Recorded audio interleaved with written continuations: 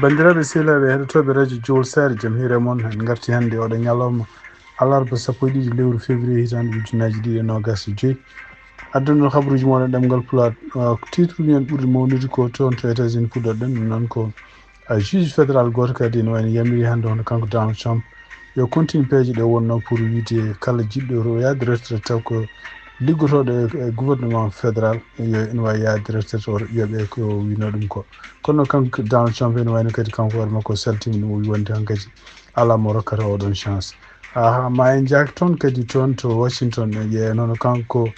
toppitiɗo ko fati justice on Pam Bandi porti plainte hannde hono kanko toppiti justice toon to New York e gouverneur mo New York eyyi ɗum noon e wiide makko ko ɓeeɗo min jogui ene lundi e kanko Donald Trump ko waɗata ko fati immigration habaruji men international ma en jaa toon to Belgique ɗum noon ko toon to Bruxelles battu autant e jooɗima toon ƴeewen kadi hono kamɓe Amérique koɓe kaali ko fati Ukraine jeeri ɗum e autant e kadi ko holko fama oɗo saha joni kamɓe Amérique ɓe ne wayno koɓe goni koye wallude Russie haysinde ɓe kolli oɗo saha joni mi wiide ko guerre o darto kono ene wayno ko kala ko Russie namdi pour dartinde guerre o ko ɗum kamɓe États-Unis jiiɗi wadde toon to Sénégal ene wayno tribunal toppiti ko fate contrôle de compte uji ɗum noon ko mbiyata cour de compte yaltini rapport muɗum final ɗum waɗi ñande alhamisa janggo hono kamɓe gouvernement mo kanko Ousmane Sonko mo ardi maɓɓe mbadde conférence presse maɓe poti janiyankoɓe enen ko caggal muɗum kadi hono ɓeeɗo yimɓe kadi ɓe APR ɗum noon ko parti laaminoɗo Macky Sall kañum e koye mumen ma mbad conférence ɗum ɗon noon ɗamina ko goto maɓɓe foof ma rokku version mum holno famiri oɗo rapport donc ɗum won titre uji men ɓurɗo mawnude oɗo journal ma en gartu détail muɗum joni siftinde on tan hannde ko alarba hawri ko 12 lewru février hitande ujunaji 2025 ma en gartu joni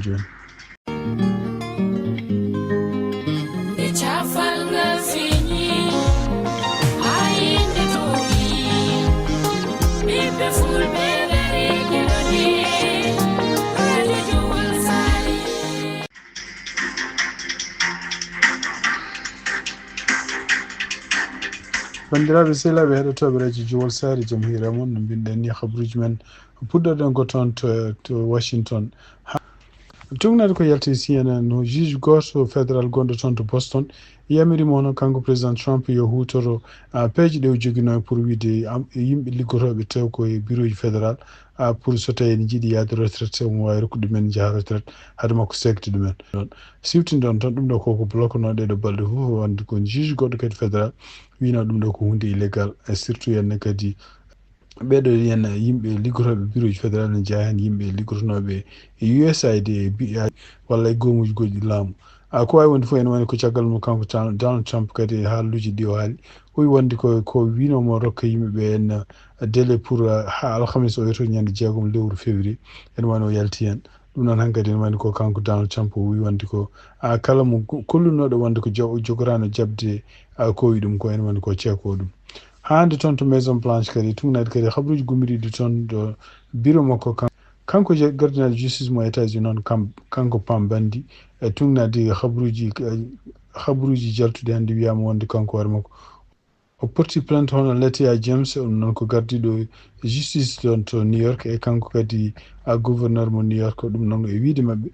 ko sibabunde New York ne jogui gueɗe ɗe ganduɗa nde waɗata gueɗe ɗe ne surtout ko yamirde loi goto o hollude rokkude yimɓe immigré ji wonɓe toon to New York taw ngala kayitaji rokkude ɗumen yamirde ɗumen yo joggo permis de conduire ɗum ɗo fof noon ko ɗum no wirim ni kanko Pam Bandi ɗum ɗo ko gueɗe ɗe ganduɗa henne ko wiide wonde ko kamɓe immigré ji walla kamɓe yimɓe e wiide makko ko yimɓe wonɓe leydi he taw gonani jogaki kayitaji ko kañumen ɓuuri jogade fayida e yimɓe américain ji ɗum noon ko ɗum woni ko loi New York o ko haali ko wawi wonde fof ene woni ko kanko Pam Bandi o porti gouverneur mo New York plainte o porti kadi hono kanko attorney général ɗum noon ko gardiɗo justice toon to New York Letitia James ko wawi wonde fof siftinde ɗon ko hono balɗe ɓennuɗe hono kanko Donald Trump ene wayno o wino wonde ko kanko Letitia James ono gardiɗo justice toon to New York e kanko kadi Alfred kanko kadi procureur toppitinoɗo ko procureur toppinode ko fate ñawoji makko toon kanko Donald Trump ken wona capantati nayyi ɓeɗo fof ene wayno itti ko wiyete sécurité clearance mumen kadi ko famano henne ko somin ɓen ɗo kadi ko makko kanko pambandi gardiɗo justice département mo États-Unis ɓe mbawini wiide kadi hono ko maire mo New York Eric Adams ene wayno ko takkano henne ko fate henne gueɗe ɗe ganduɗa biyeteɗo corruption kono ko fate corruption ɗum ɗon noon e wayno ko kanko Eric Adams ko yidde ɓe beele kanko hoore makko mo wawa wallude beele yimɓe policier ji immigration ene mbawa liggodirde policier ji New York sifti ɗon tan policier ji New York o goni koye jimandi makko kanko Eric Adams maire mo New York habruji men local hande ene wayno ko toon to Lincoln Heights ɗum noon ko ɗo e Cincinnati nokku kadi mo ganduɗa kamɓe ɓaleɓe meɗen ne goni hen ɓaleɓe kadi e américain ji kewɗi goni hen ene wayno ko aljuma ɓenni ɗo henne hono kamɓe yimɓe raciste uji wiyeteɓe nazi en walla yimɓe tubakoɓe garini toon e autoroute gonɗo toon biyeteɗo 7 ɗum noon ɓe gari koye diwan surtout en nokku diwan Evendel diwan kadi Lincoln Heights eyyi kamɓe ɓe gari ɓe gaddi bateau eɓe gaddi drapeau ji mabɓe ɓe gaddi kadi signe uji no ɗiɗo signe uji foof ko signe uji ɗi kam kutortenoɗe e temps Hitler en ko ɓeɗon repousse ene wayno ko ndeɓe gari nde henna hono kamɓe police mo walla shérif mo Hamilton County e kamɓe kadi police mo Evendel ɓe mbawino arde pour ndeɓe tini ɓeɗon gari toon nde pour taw fuɗɗima wadde dukoji hakkude ɓeɗo yimɓe arɓe taw ko tubakoɓe jogui perlaji en jogui drapeau ji ene ceppa toon e yimɓe kadi hoɗɓe e galɗon leegal surtout ene nokku Lincoln Heights e nokku kadi Oakland ko wawi wonde foof hono police Oakland kañum horum arini hen ene wonde police ene wonde kadi Hamilton County shérif mo Hamilton County gari ɗum noon e wayno ko caggal muɗum waɗi mettere nde nen continue ha hande ɗum noon ko mettere nde kadi ko surtout kamɓe hoɗɓe ɗon e Lincoln Heights e kamɓe hoɗɓe ɗon e Lackland ko ɓuuri hewde ɓeɗo hoɗɓe ɗon ko ɓaleɓe holko woni sababu ɓeɗo tubaɓe ne gara ha e wuuro mabɓe ene mbaɗa seppoji kadi ene gadda gueɗe ɗe ganduɗa henne ko pour ne kulɓini walla ene pecci yimɓe ko ɗum waɗi hono kanko maire mo wuuro ngo kanko hoore makko e nder bindol ngol windi ex o wi wonde ko ɗum ɗo ko wona hunde fonde jaɓede oyi ɗum ɗo kadi ne wayno ko ɓe mbawa wadde tugnade hande kanko maire Aftap Pirovel ɗum noon ko kanko woni maire mo Cincinnati o wi ɗum ɗo ko message walla ɓataki mo ɓeɗo tubakoɓe mbiyeteɓe néo-nazi gaddi toon e ɗiɗo nokkuji ko ene Lincoln Heights e Lackland ɗum ɗo ko message uji ene wayno ko message uji ko ɓatti ene wayno ko signe uji kolloji gagnantumako hakkude yimɓe eyyi ɗum noon ko hunde nde ala place ɗon e oɗon nokku e ala place kadi ɗon ɗo e kala diwan gonɗo Cincinnati ɗum noon ko ɗum woni ko maire o haali maire mo Lackland biyeteɗo Mark Mason kañum hoori mo haali e nder konngudi ɗi ƴefti wonde ko ɗum ɗo kadi ko gueɗe ɗe ganduɗa henne ko gueɗe ɗe ganduɗa potani jaɓede waɗa ɗum noon ene wayno ko wawi wonde fof ene woni ko caggal muɗum tugnade kadi konko shérif mo Hamilton County e kamɓe kadi police Lackland ɓe wi wonde ko ɗiɗo seppoji wona seppoji kaɗaɗi e loi haɗani ɗum kono noon tan noɓe gardi seppude ni kamɓe ɓeɗo néo-nazi en ɗum ɗo ko ardude e fitina e surtout addude ene jogui perlaji mum ene jogui kadi drapeau ji ene holla ɗiɗon drapeau ji ko siftinde on tan kamɓe néo-nazi e ko ɓuuri hewde nden ko ɓuuri hewde pinal mabɓe nde e temps Hitler ene wayno ko ɓe gagno ko yimɓe juif en ɓe gagno ko arabe ɓe gagno kadi ko leƴƴi goɗɗi ko wayno ɓaleɓe e kala leñol ngol ganduɗa jiitani e leñol mabɓe fuɗɗi ndi yiyede e États-Unis tan ko tuggi mandat makko kanko Donald Trump gadano ko nden ɓe batti marchude ɗo e nokkuji kewɗi ɗo e États-Unis kamɓe néo-nazi en andaka noon holko woni sababu ɓe gari ha ɗo toon to Lincoln Heights andaka holko woni sababu kamɓe koye mabɓe ɓe gari ha toon to Lincoln Heights siftinde on tan e ardeɓe Lincoln Heights kadi ɓe gaddi ko oto mawɗo goto ɓe mbaɗi hawnaki taw ko perlaji goni nder anda ko wonno nder kono noon ene wayno ko caggal nde police nooti wawi forstude ɓe wiide wiɓe gumma ɗon e kadi kono noon wawi wadde kam yiyama kam ene wayno ko kamɓe ɓaleɓe wonnoɓe ɗon ɓe gari ɓe dadima kadi ɓe mbawi kamɓe koye werlodirde kaaƴi e ɓeɗo arnoɓe toon seppude habruji men international giɗoɗen ko toon to Moscou e toon kadi toon to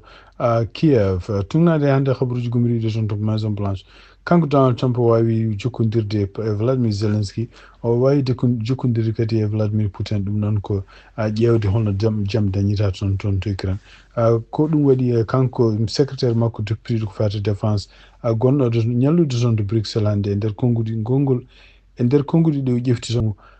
to jonde kamɓe yimɓe jeeyaɓe OTAN wonnoɓe toon to Bruxelles o wi d' abord en wani ko États-Unis kañum hoore mum gonɗinani wonde ko Ukraine jeeyede mumen e OTAN ko hunde wawde wallude dañde no jaam dañira toon to Ukraine o wi kadi ene wayno kadi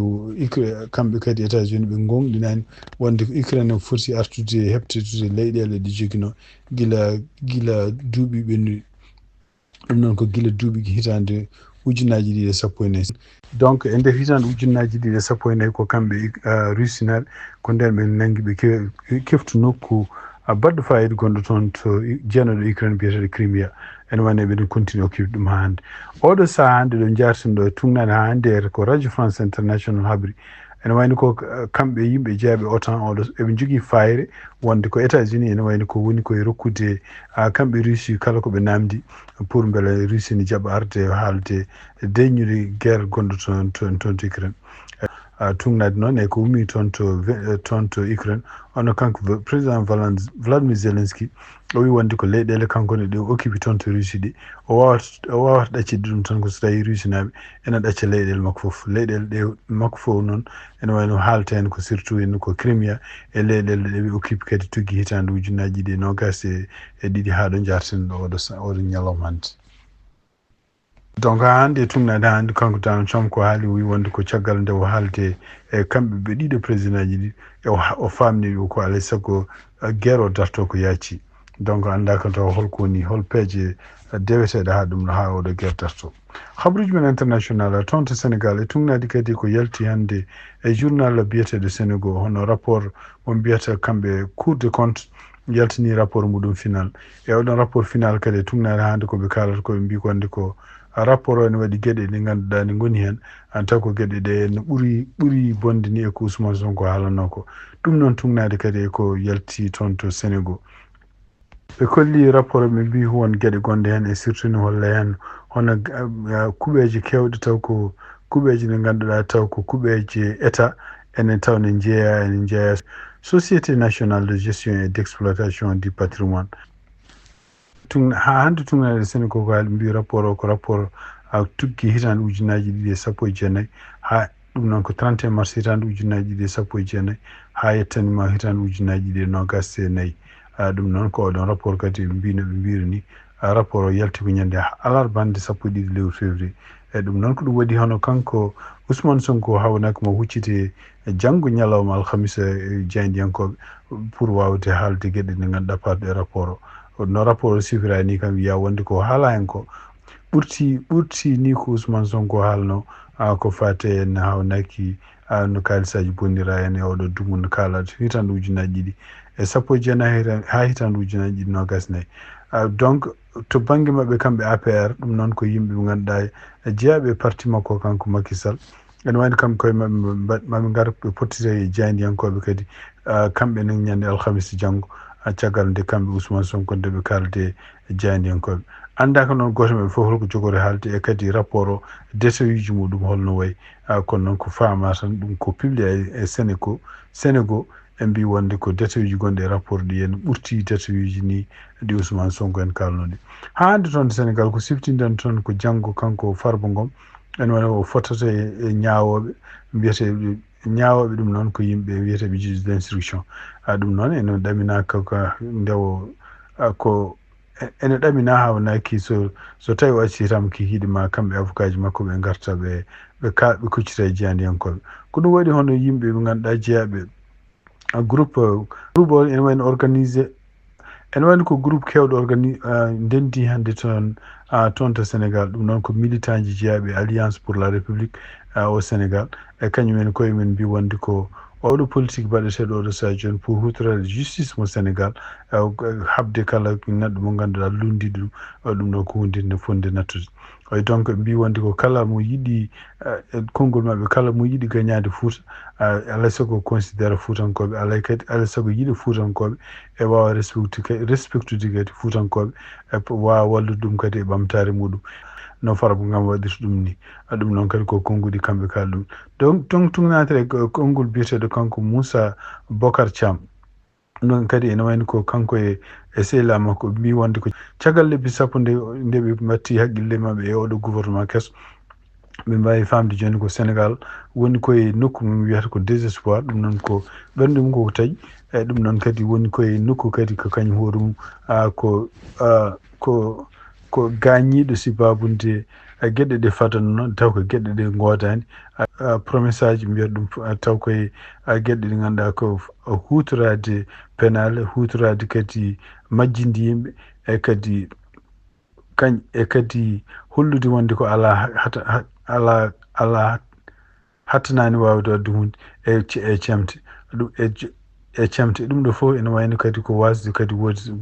e wasde gonɗude ɗum ɗo fof ene kanko maître Ousmane Bocar Thiam oye ɗum ɗo fof ene wayno ko gueɗe ɗe ganduɗa hen ɓe paami ɗum e oɗo gouvernement caggal lebbi sappo ɗe min eɓe continue ɓe daara ɗum ko wawi wonde fof ene o wiide makko kadi o wi ko sibabude kadi convocation hono kanko ɗo député maire mo Agnam ñande alhamisa garoɗo alhamisa janggo kamɓe militant ji ɓe mbi wonde ko maɓe mbaɗ mobilisation maɓe gar kamɓe koye maɓɓe yesso parquet judiciaire toon to Dakar ɗum noon pour addande soutien makko ɗum noon ko ene wayno ko andaka holno ɗum jogori wade janggo haw nayki kadi ma ɗum addu fitinaji toon to Dakar donc toon to Sénégal cakkitorɗen hande habaruji ene wayno ko Sankare hono biyeteɗo Jimi Mbaye noon ko guitariste kanko hoore makko liggotono ko Youssou Ndour ɗum noon ene wayno ko sanki ko jamma o sanki ko hande alarba 12 lewru février ene wayno Sankare makko ari hande ko ene wayno ko Sankare makko ari hande ko oɗo ñalawma février oɗo ñalawma